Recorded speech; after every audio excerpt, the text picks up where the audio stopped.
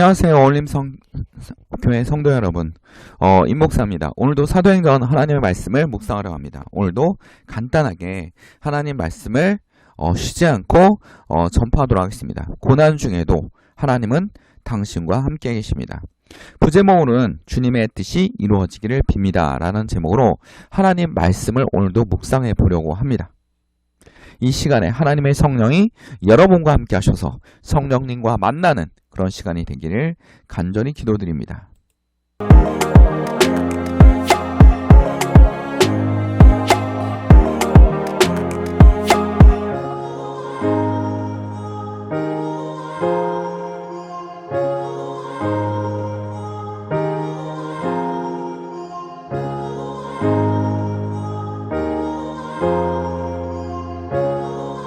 자, 사도행전 21장 1절에서 16절입니다.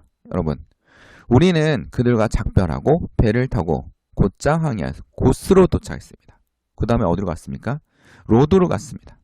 사도 바울이 계속 이동한 경로를 21장에서는 계속 나열하고 있습니다. 그 다음에 어디로 갑니까? 페니키아로 가는 배를 만나서 라고 2절에 나와 있습니다. 키프로스 섬에 시야에 나타났을 때 우리는 그 섬을 왼쪽에 두고 시리아로 행선하여 두루에 닿았습니다. 여러분, 두루는 어떤 곳입니까? 예수님이 사역했던 곳입니다. 그 예수님이 사역했던 곳에 사도 바울이 들어갔습니다.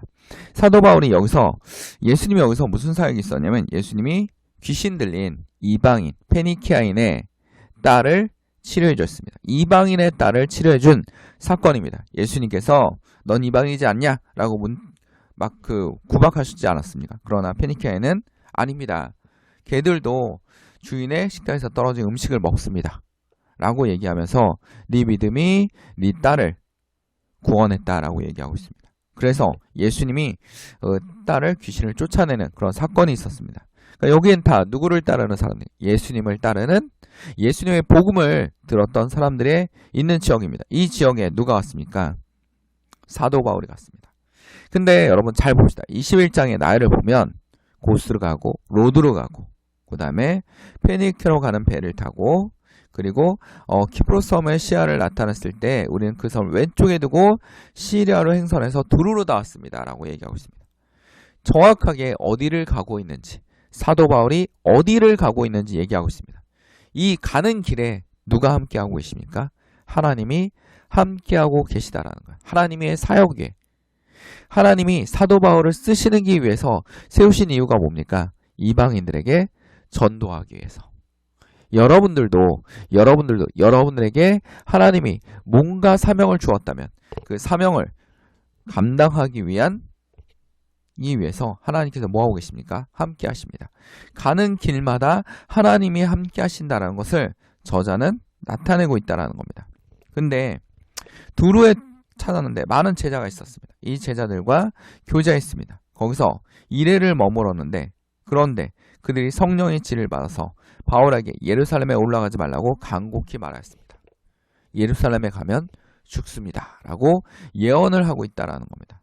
그러나 사도 바울은 어떻게 했습니까? 예루살렘으로 가야 한다는 겁니다. 원래 사도 바울이 예수님을 만나기 전에 무슨 일을 했습니까? 예수를 믿는 사람들을 제거하는 일을 했던 사람입니다. 근데 지금은 무슨 일을 하고 있습니까? 성경에 나타나 있는 지금 이 시간에는 무엇을 하고 있습니까? 예수님의 복음을 전하는 주의 사도가 되었다는 겁니다. 완전히 뒤집어 엎어지지 않았습니다. 그럼 예루살렘에 가면 누가 있습니까? 사도 바울이 그 일을 안 하고 있다면 예수를 믿는 사람들을 제거하는 일을 안 하고 있다면 제거하는 자들이 사라집니까? 아닙니다. 또 다른 사람이 심지어는 사도 바울뿐 아니라 사도 바울을 제거하는 사람들까지 분명히 그 사명을 가지고 있었던 사람들이 있었다라는 겁니다. 근데도 불구하고 예루살렘으로 가겠다라고 합니다. 여기서 무엇입니까? 사도 바울은 하나님의 뜻이 이루어지기를 원합니다. 라고 얘기합니다. 그러면 여러분, 하나님의 뜻을 이루어지기를 원합니다. 이거 누가 했던 말입니까? 예수님이 십자가를 향해서 가고 있었습니다. 예수님의 사역은 어디로 가고 있었습니까? 십자가를 향해서. 고난의 십자가를 향해서 가고 있었다는 겁니다. 고난의 십자가를 향해서 가고 있는데 베드로가 그런 일은 전혀 일어나지 않습니다. 그런 고난은 일어나지 않을 겁니다. 라고 얘기하고 있습니다. 근데 예수님은 베드로를 문책합니다. 베드로는 분명히 예수님을 위로하고 예수님을 지켜드리기 위해서 얘기를 했지만 예수님은 문책합니다. 왜? 하나님의 뜻과 어울리지 않기 때문입니다. 예수님은 어떻게 됩니까? 십자가를 지시는 사명을 받고 왔다는 겁니다. 사도 바울도 예루살렘에 가지 말라는 제자들과 사람들에게 뭐라고 합니까? 주의 뜻대로 이루어지길 원합니다. 예수님께서 겟세마네 동산에서 기도하실 때도 뭐라고 기도했습니까? 나의 뜻대로 마옵시고 하나님의 뜻대로 이루어지옵소서라고 기도합니다. 여러분, 우리는 누구의 뜻대로 사는 사람들입니까? 예수 그리스도의 뜻대로 사는 사람입니다. 우리가 살아가는 이유는 무엇입니까? 예수의 복음을 전하는 것입니다. 죽든지 고난을 받든지 아니면 풍성하게 축복을 받든지 이 모든 것이 뭐에 초점이 맞춰 있습니까? 예수의 복음을 전하는, 내 이웃에게, 내 옆에 있는 사람에게 예수의 복음을 전하는 것에 맞춰 있다는 겁니다. 심지어는 사도 바울이 어디로 가냐면 8절에 보면 이튿날 우리는 구소를 떠나서 가이사랴로 갑니다. 그리고 가이사랴의 7 집사 가운데 한 사람인 빌립의 집에 들어갑니다. 7 집사 중에 한 사람 누굽니까? 우리가 다 아는 사람 있지 않습니까? 스데반을 누가 죽였습니까? 사도 바울이. 그러나 분명히 원수인데도 불구하고 사도 바울이 원수인데도 불구하고 필립은 사도 바울을 자기 집에 받아들입니다. 왜 그렇습니까? 하나님의 뜻대로 우리는 하나된 형제이기 때문입니다. 하나된 형제입니다. 과거에는 아니면 이권의 다툼으로 원수 같은 사람들도 하나님의 사명을 위해서는 어떻게 되는 겁니까? 하나로 뭉치는 겁니다. 예수 그리스도의 사명으로 하나로 뭉치는 겁니다. 우리는 세상을 변화시키는 게 아닙니다. 정치를 변화시키는 게 아닙니다. 오로지 뭡니까? 복음입니다. 우리의 사명은 하나님의 복음을 전하는 것입니다. 이 귀중하고 엄청나고 이 부담스러운 사명을 우리가 모두 다 가지고 있다는 겁니다. 주님의 복음을 전하는 것. 죽음도 두렵지 않습니다. 제자들이 말리지 않았습니까? 예루살렘에 가지 마십시오.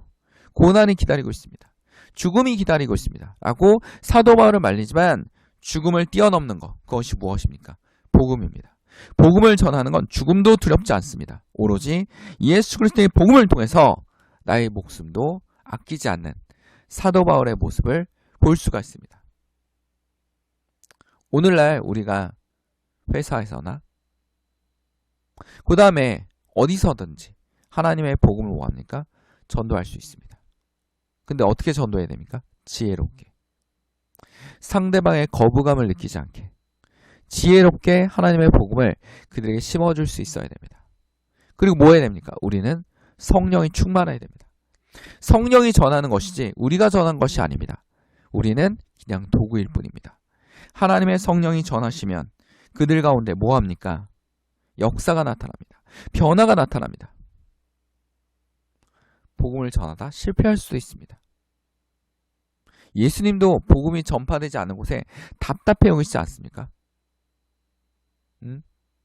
그런 것처럼 어떡합니까? 하나님의 복음이 들어갈 수 있도록 사명을 감당하는 것이 우리의 목적입니다.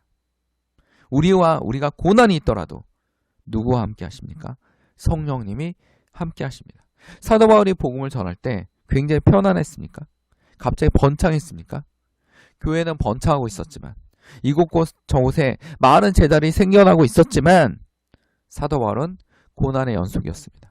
그 중에도 누가 함께 하십니까? 하나님이 함께 하십니다. 우리가 잘못 생각하는 게 있습니다.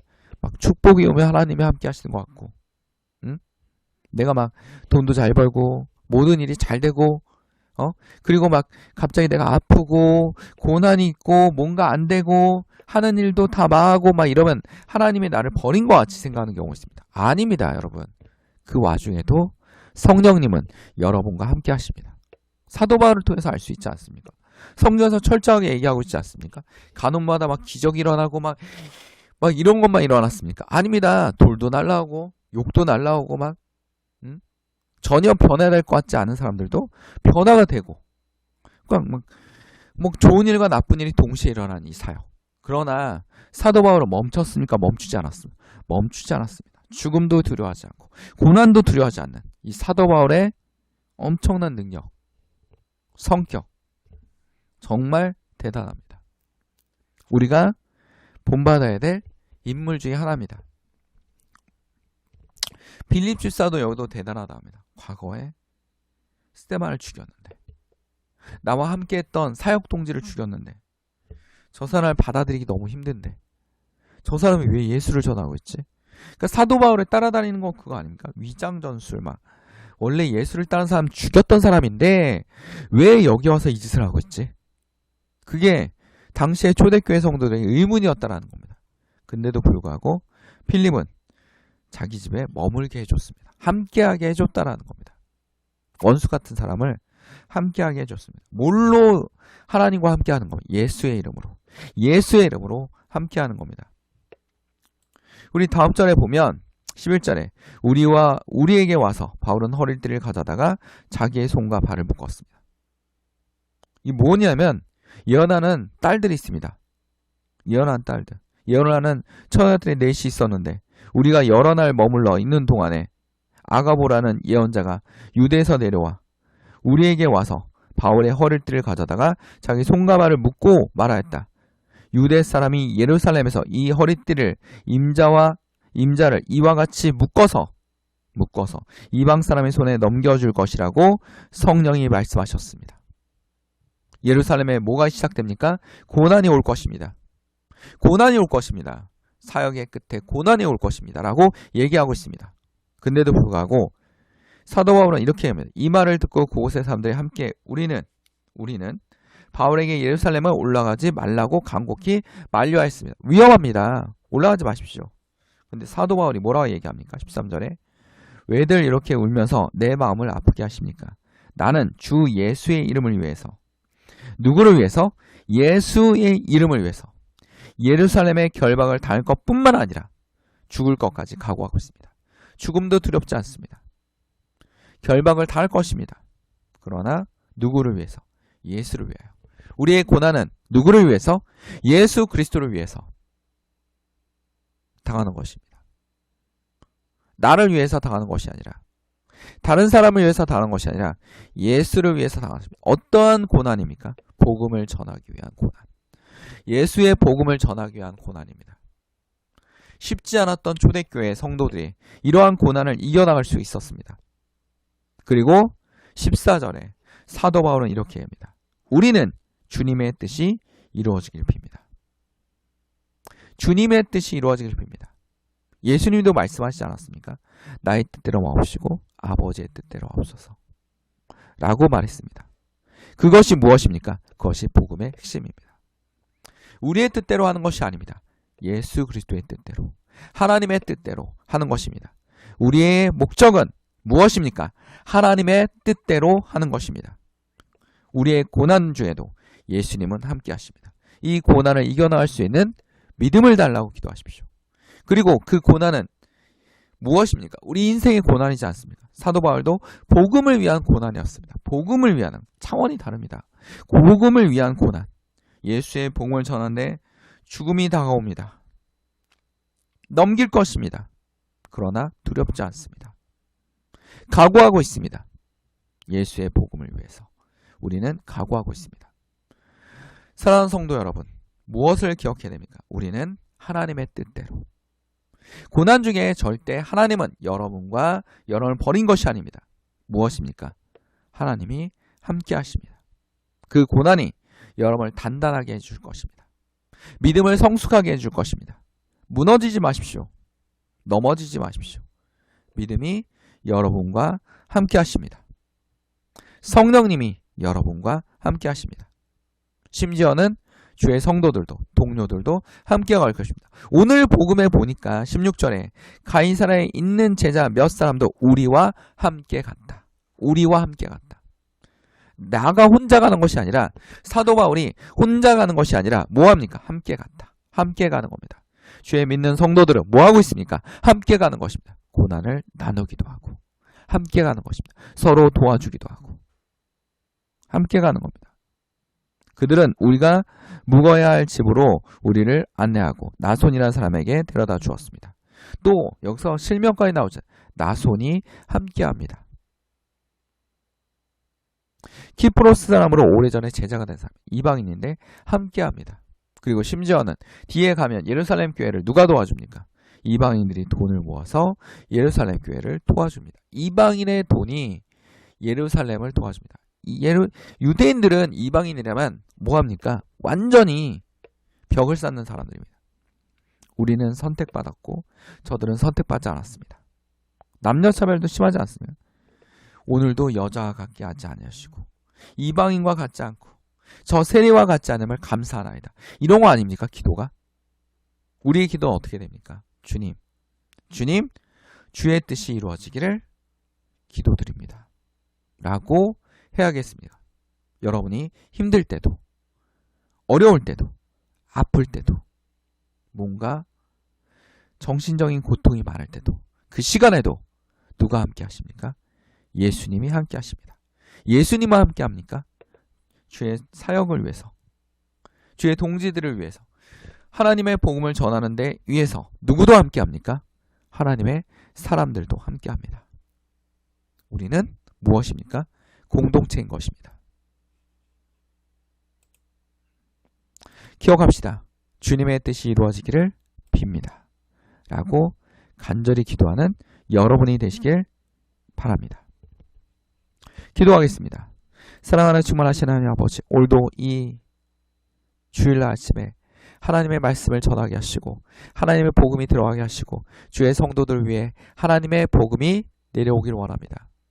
주의 공동체에 주님의 끈을 놓지 않게 하시고 주님을 닮아가며 예수 그리스도의 힘을 얻어가며 고난 중에도 어둠 속에도 하나님이 함께 하신다는 걸 믿고 따라가게 하옵소서. 축복만이 하나님의 뜻인 것이 아니라 고난도 하나님의 뜻이고 주의 복음이 나가는 것이 우리의 핵심입니다. 우리 삶 속에 주의 복음이 항상 함께 하기를, 예수 그리스도의 함께 하시기를, 우리가 감당할 수 있는 시험이 오기를 간절히 기도드립니다. 정신적으로 아픈 사람이 있습니까? 악한 영들이 떠나가게 하시고, 질병에 힘들어하는 사람이 있습니까? 치료하여 주시옵소서. 우리 식탁 위에 먹을 것이 떨어지지 않게 하시고 하나님의 뜻대로 기도하는 주의 성도들이 되길 하옵소서. 시험을 이겨나가게 하시고 고난을 이겨나갈 수 있는 주의 성도들이 되기를 간절히 기도드립니다. 우리를 사랑하시는 예수 그리스도의 이름으로 기도드립니다. 아멘.